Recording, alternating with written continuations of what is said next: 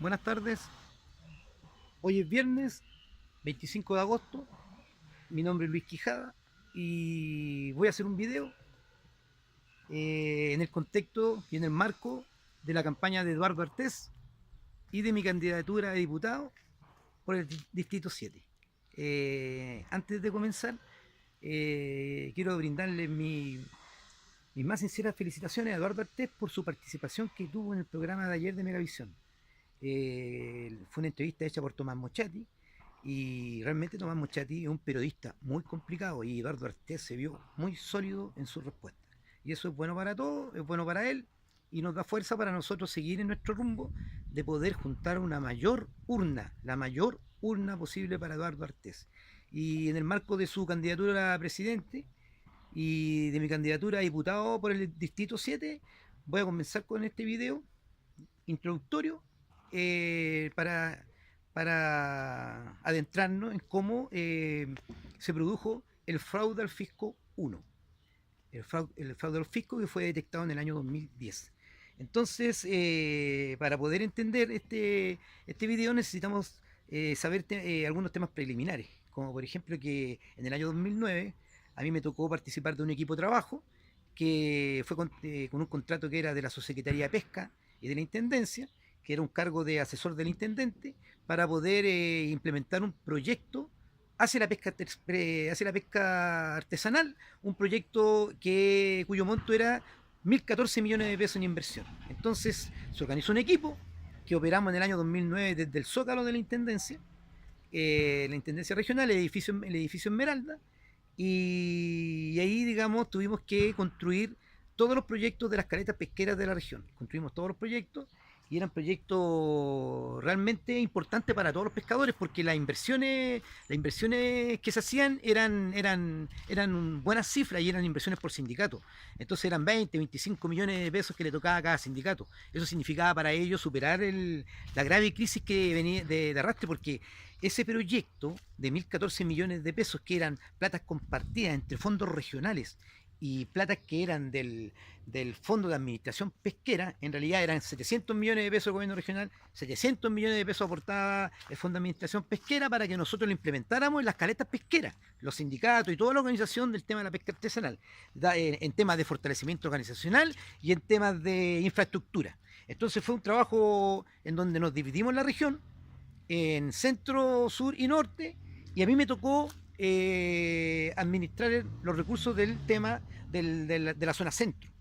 Entonces el catastro que tuve que hacer con todos los requerimientos, todas las necesidades y todo lo que necesitaban los pescadores fueron las caletas, digamos, más productivas de aquí de Valparaíso, ¿ya?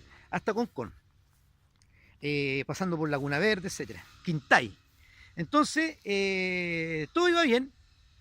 De hecho, el jefe que teníamos nosotros era puesto por el Ministerio del Interior, o sea, estamos hablando de que era una unidad en donde nosotros íbamos en asistencia a la pesca artesanal porque el año 2009, digamos, está muy complicada, porque esta inversión, estos recursos, eran recursos que estaban comprometidos desde mucho antes, o sea, era el año 2009, pero esos recursos venían siendo comprometidos desde el año 2006, 2007, por ahí. Entonces, todo iba bien, hasta que Andrés Camacho, que era jefe de gabinete de Iván de la Maza el intendente, nos pide que los recursos de los pescadores, o sea, esa plata que venía del Fondo de Administración Pesquera y esa plata que estaba en el gobierno regional, esa plata la trasladáramos a unos fondos que se llaman FRIL, Fondos Regionales de Inversión Local. Entonces, ante esa situación, obviamente nosotros como equipo eh, eh, nos pareció extraño porque primero él hizo un requerimiento que estaba fuera de nuestro contrato. Nuestro contrato no nos permitía a nosotros hacer otro movimiento que lo que está escrito. Así es la administración pública. Le gusta o no le gusta a la gente. Entonces, como eso no estaba escrito en nuestro contrato, entonces lo que nosotros hicimos fue consultar por los FRILPO, que eran los Fondos Regionales de Inversión Local. Y cuando fuimos a consultar al encargado de los fondos regionales de inversión local, al gallo casi, que era un arquitecto, al gallo casi se le cae la cara. Porque nosotros le dijimos, oye, nosotros nos están pidiendo que estos 1.014 millones de pesos los traslademos a los FRIL para lograr generar la inversión en la caleta pesquera cuando termine el proyecto. Estamos hablando que esto ocurrió a mitad de año. Entonces el gallo dijo, no lo puedo creer, los fondos FRIL, dijo, no son de 3 meses. Los fondos FRIL, mire, y me mostró sendas carpetas, por lo menos 2 carpetas de a lo menos medio metro de alto.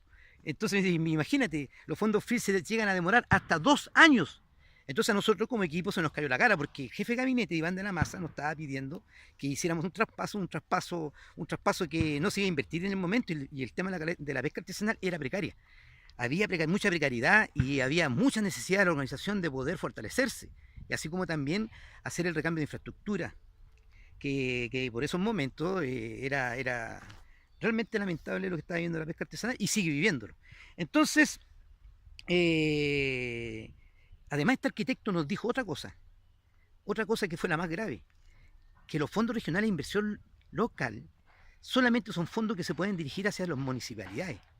Es decir, para poder nosotros invertirlo en la pesca artesanal, teníamos que pedirle a las organizaciones que le entregáramos sus comodatos y sus concesiones a las municipalidades, que es lo mismo que pedirle a alguien de ustedes que entreguen sus casas a las municipalidades para que el Estado pueda invertir en ustedes. Entonces, esa ridiculez, conociendo cómo es la pesca artesanal, para ellos su caleta pesquera es como su casa. Entonces jamás le iban a entregar ese protocolo para que, sobre pretexto de una inversión, ellos tuviesen que cambiar sus comodatos, sus concesiones a las municipalidades. Además había otro problema, que de las 27 caletas que habían en el sector, 27 caletas en toda la región, perdón, entonces de las 27 caletas solo 7 estaban regularizadas, las otras 20 no, las otras 20 operaban de manera irregular.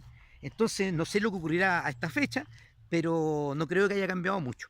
Entonces, con toda esa información, lo que hice yo fue inmediatamente atravesarme, salir de la influencia del gobierno de Iván de la Maza y conversar con mi amigo Daniel Paredes, consejero regional de la UDI, quien al escuchar mi testimonio me dio todo el apoyo para no proceder en ese ilícito, porque era un ilícito.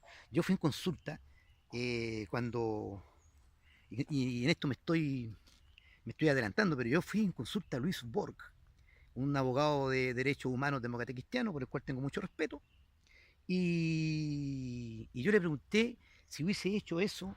Él me dijo, si hubiese hecho eso, lo que te pedían de cambiar esos fondos a los fondos regionales de inversión local, ¿cachai? Eso, y que además de esos fondos regionales de inversión locales donde se hizo el fraude al fisco, me dijo, tú hubieses sido el chivo expiatorio.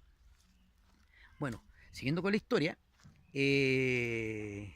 nosotros hicimos los trabajos y procedimos a licitar los proyectos de manera pública.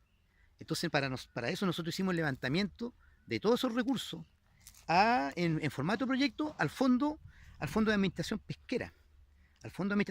Porque el cálculo nuestro, con Joel Pailamilla, que era mi jefe, yo era encargado de la zona centro, estaba Jorge Dip en la zona sur. Jorge Dip es actual gobernador, y estaba una compañera que era una bióloga marina que no me acuerdo el nombre, era una cabra joven.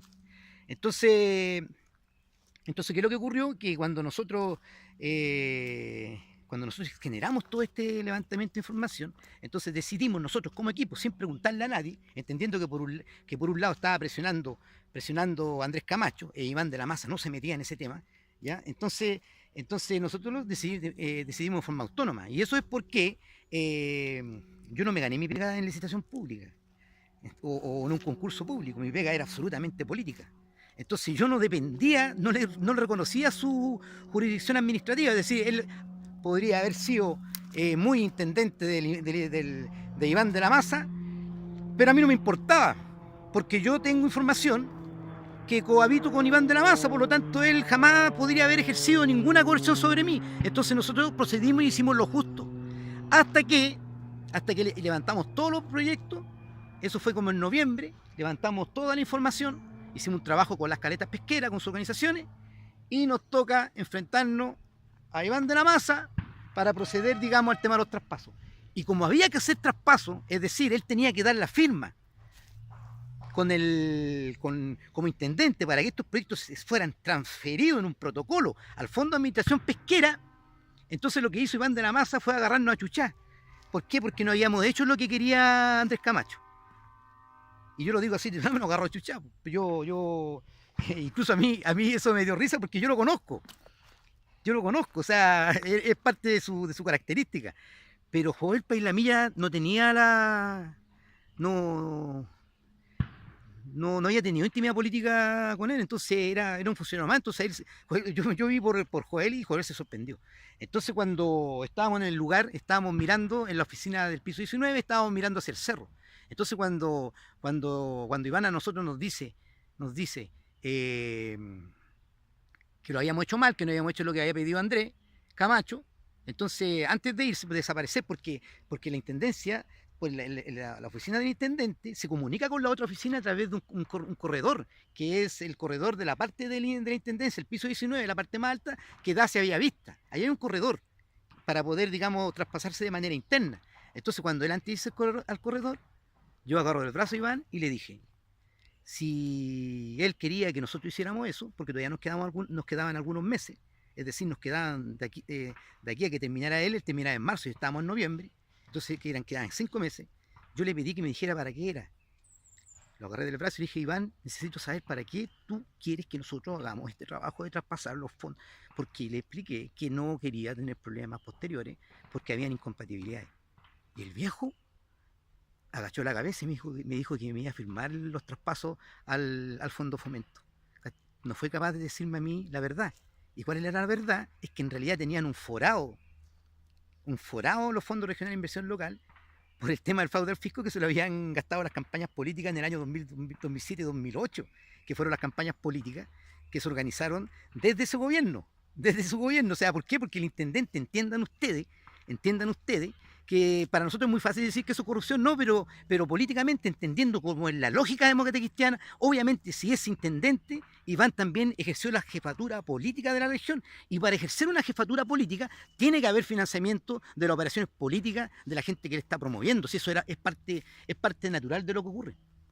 El problema fue que perdieron el gobierno, y como nosotros no hicimos el bicicleteo, que era cambiar las platas de los pescadores a los fondos FRIL para atrapar el hoyo el hoyo de los FRIL que tenían que se gastaron todas las platas en las campañas, digamos, concejales, alcaldes, de los dos sectores, es decir, de la vertiente democrática cristiana y de la vertiente socialista.